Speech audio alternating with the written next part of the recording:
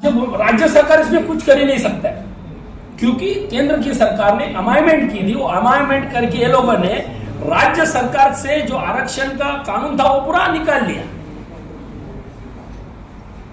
तो हम राज्य सरकार, अभी की जो शिंदे सरकार है, हम उनको दोष नहीं दे भी नहीं सकते, क्योंकि उनको अधिकार ही नहीं रखा है प्रधानमंत्री जी ने। इसीलिए उनको 340 आर्टिकल का उपयोग करना ही पड़ेगा उनको आरक्षण देने के लिए, और देना ही पड़ेगा। दूसरी बात, ये जो 288 जो हमारे विधायक है, जाए ना दिल्ली में बैठे धरना दे मोदी के घर के सामने, भाई आप लोगों ने हमारा अधिकार निकाला, अब आप दो। उनको संविधान दिखाए 300 आर्टिकल, इस आधार पे आप मराठा समाज को आपको आरक्षण देना ही पड़ेगा।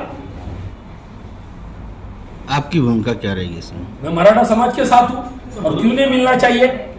मिलना चाहिए। जब हमारे भारतीय संविधान ने दिया है, अब जाति न्याय गणना क्यों नहीं कर रहे?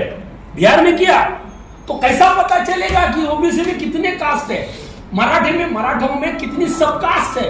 मराठा भी सब कास्ट होगी ना, यानी समूह बनता है। एक जाति को नहीं मिला जाता है रिजर्वेशन, समूहों को मिला जाता है। वो समूह की जनगणना तो होनी चाहिए, जो सरकार नहीं कर रही है। जो मराठा रिजर्वेशन, मराठा को रिजर्वेशन चाहिए और वो उनको मिलना चाहिए। लोग कहते हैं कि ये जो मराठा आरक्षण अगर महाराष्ट्र सरकार ने दिया था, तो सुप्रीम कोर्ट ने उसे नकारा। सुप्रीम कोर्ट ने क्यों नकारा था? 16 नवंबर यानी 16 नवंबर 1992 में जो 9 बेंच ने जो उनको ये दिया था कि 50% के ऊपर हम दे नहीं सकते। तो जब राज्य सरकार ने, पिछली जो फडणवीस की सरकार थी और शिवसेना का सरकार थी, उन्होंने मराठा को आरक्षण दिया था।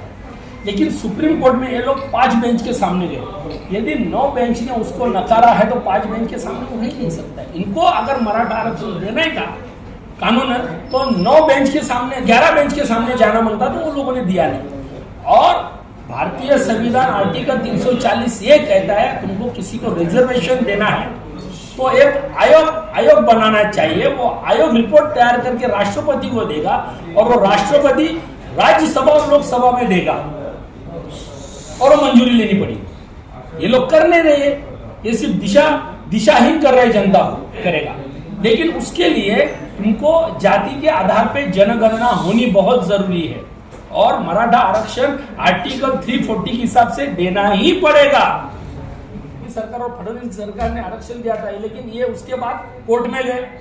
उसने आधार क्या पकड़ा था कि 16 नवंबर 1992 में जो 9 बेंच के कोर्ट ने कहा था कि 50% के ऊपर हम दे नहीं सकते। बराबर है? ये गए कितने बेंच के पास? 5। अगर उसको क्रॉस करना है, उसको जजमेंट लेना है, तो 9 बेंच के ऊपर कौन सी बेंच आती है? 11 लोगों की बेंच आती है सुप्रीम कोर्ट की। अगर इनको देना ही था तो 11 बेंच के पास जाना मांगता था, जो नहीं गए।